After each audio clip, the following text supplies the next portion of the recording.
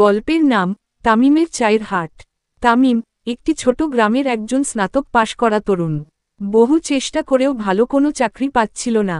একদিকে পরিবারের আর্থিক চাপ, অন্যদিকে নিজের স্বপ্ন, সব মিলিয়ে হতাশায় ডুবে যাচ্ছিল সে।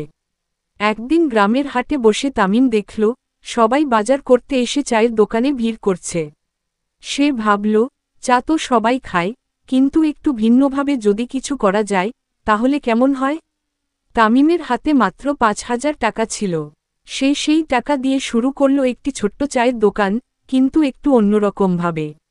সে বিভিন্ন স্বাদের চা বানাতে শুরু করল, তুলসী চা, আদা মধু চা, দারচিনি চা, এমনকি লেবু মিন্ট চাও।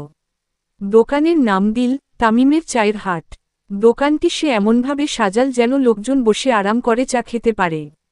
সে খোলা জায়গায় বাঁশ আর কাঠ দিয়ে সুন্দর একটা ছাউনিও তৈরি করল।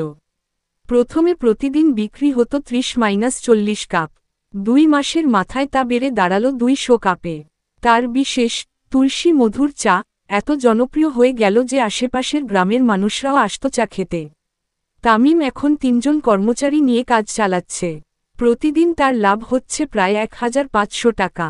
সে ভবিষ্যতে শহরে একটা ফ্র্যাঞ্চাইজিও দিতে চায়।